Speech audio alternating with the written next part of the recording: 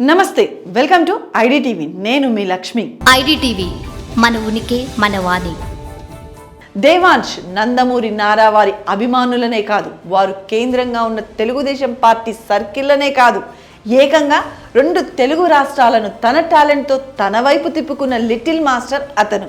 Mind game అయిన చెస్లో చకచకా ఎత్తులు వేస్తూ ప్రపంచ రికార్డు సాధించిన చిచ్చర పిడుగు ఆ చిన్నోడు. తల్లిదండ్రుల నుంచి వచ్చిన టాలెంట్, తాతల నుంచి వచ్చిన తెగువ, ముత్తాతల నుంచి వచ్చిన సవాళ్లకు ఎదురెళ్లే తత్వం, అందులో విజయం సాధించే పట్టుదల దేవాంశ్లో కనిపించాయి. ఆ లక్షణాలే అతని చెస్లో ప్రపంచ రికార్డు సాధించేలా చేశాయి. అందుకే ఆ చిన్నారి చిచ్చర పిడుగు దేవాంశ్ ఇప్పుడు నందమూరి నారా కుటుంబాలకు భవిష్యత్ ఆశాకిరణంలా కనిపిస్తున్నాడు.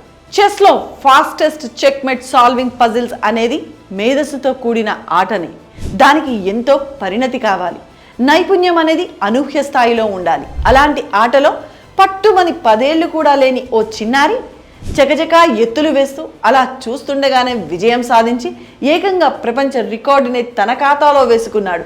తెలుగు రాష్ట్రాల ప్రజలకు గర్వకారణంగా నిలిచాడు. అతడే నారా దేవాంశ్ అని ఇప్పుడు ప్రత్యేకంగా పరిచయం చేయాల్సిన అవసరం లేదు. ఎందుకంటే ఇప్పటికే తన ప్రతిభతో సాధించిన ఘనతతో తెలుగు రాష్ట్రాలను దాటి యావత్ ప్రపంచం దృష్టిని ఆకర్షించాడు దేవాంశ్. ఇంత చిన్న వయసులో అంతటి ప్రతిభను అతడు ఎలా ప్రదర్శించాడు? అందుకు కలిసొచ్చిన పరిస్థితులేంటి అని తెలుగు వాళ్లే కాదు, ఈ ఘనత గురించి తెలుసుకున్న చాలామంది ఆశ్చర్యపోతున్నారు. దేవాంశ్ టాలెంట్కు ఫిదా అవుతున్నారు. నిజమే, మిగతా చిన్నారులకు సాధ్యం కానిది దేవాంశ్కు ఎలా సాధ్యమైంది?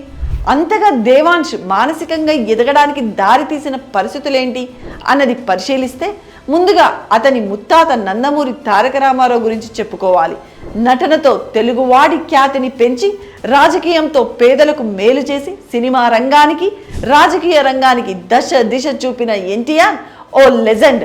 ఆయన వారసత్వంగా వచ్చిన బాలకృష్ణ నటనతో పాటు హిందూపురం ఎమ్మెల్యేగా పనిచేస్తున్న వైఖరిని చూస్తున్నాం.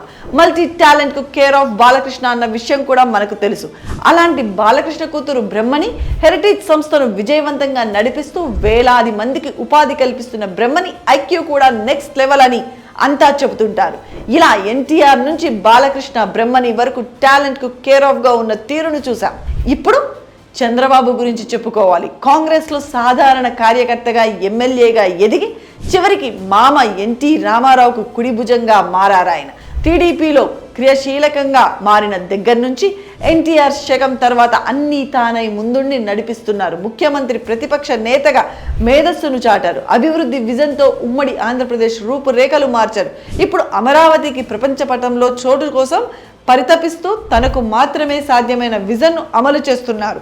రాజకీయంలో తొలి అడుగులను తడబడుతూ వేసిన తన కుమారుడు లోకేష్ను ఇప్పుడు టీడీపీకి కేంద్ర బిందువుగా చేశారు. అలా విపక్ష నేతలు సమాధానం చెప్పలేని స్థాయికి లోకేష్ వాగ్బాణాలు విసిరే స్థాయికి ఎదిగారు. తెలుగుదేశం పార్టీని తన కనుసన్నల్లో నడిపిస్తున్నారు. మంత్రిగా అద్భుత రీతిలో పనిచేస్తూ ప్రశంసలు అందుకుంటున్నారు. ప్రపంచ సంస్థలను ఏపీకి తీసుకువచ్చే పనిలో ఉన్నారు. నందమూరి నారా కుటుంబాల గురించి ఈ విషయాలన్నీ ప్రపంచానికి తెలిసినవి. అయినా ఇప్పుడు దేవాంశ్ సాధించిన ఘనత నేపథ్యంలో మరోసారి చెప్పుకోవాల్సి వచ్చింది. దేవాంశ్ ఈ 2 ప్రతిభావంతమైన కుటుంబాలకు చెందిన బ్రహ్మణి లోకేష్ దంపతుల సుపుత్రుడు కావడంతోనే ఇదంతా గుర్తు చేసుకోవాల్సి వచ్చింది. నిజమే కదా, ఇంతటి ప్రతిభావంతమైన ప్రపంచం నుంచి వచ్చిన ఈ చిచ్చర పిడుగు వారిని మించిన ప్రతిభను ప్రదర్శించడం 2 కుటుంబాలను ఉప్పొంగిపోయేలా గర్వంతో తలెత్తుకునేలా చేస్తుంది. ఇది తెలుగు వారందరికీ గర్వకారణంగా నిలుస్తుంది. ఈ నేపథ్యంలో దేవాంశును తమ భవిష్యత్తు ఆశాకిరణంగా చూస్తున్నారు నందమూరి నారా వారి అభిమానులు. రాజకీయాల్లో నారా వారి తర్వాత తరం ఎదుగుదల మొదలైందంటూ ఇక భవిష్యత్తులోనూ తమ పార్టీకి తిరుగులేదంటూ టీడీపీ అభిమానులు కూడా కాలర్ ఎగరేస్తున్నారు. మరోవైపు న్యూట్రల్ జనాలు కూడా ఈ విషయంపై స్పందిస్తున్నారు. దేవాంశ్ ప్రతిభను ప్రశంసిస్తూనే చిన్నారిగా ఉన్న అతడిని తన ప్రపంచంలో ఎదగనీయాలని సూచిస్తున్నారు. ఒత్తిడిని అతని దరిచేరకుండా చేస్తే దేవాంశ్ మరిన్ని అద్భుతాలు సాధించే అవకాశం ఉంటుందని గుర్తు చేస్తున్నారు. ముందు వ్యక్తిగా ఎదిగి తాతల దారిలో తండ్రుల అడుగుజాడల్లో దేవాంశ్ మరింత ఉన్నత స్థాయికి చేరాలని అంతా కోరుకుంటున్నారు. ప్రపంచ రికార్డు సాధించిన అతడికి ఆశీస్సులు అందజేస్తూ మరిన్ని విజయాలు సొంతం చేసుకోవాలని ఆకాంక్షిస్తూ ఆల్ ది బెస్ట్ చెప్తున్నారు. ఈ విషయంపై మీ అభిప్రాయాన్ని కామెంట్ సెక్షన్లో తెలియజేయండి. స్టోరీని లైక్ చేసి షేర్ చేయండి. మరిన్ని విశేషాల కోసం IDTVని సబ్స్క్రైబ్ చేయండి.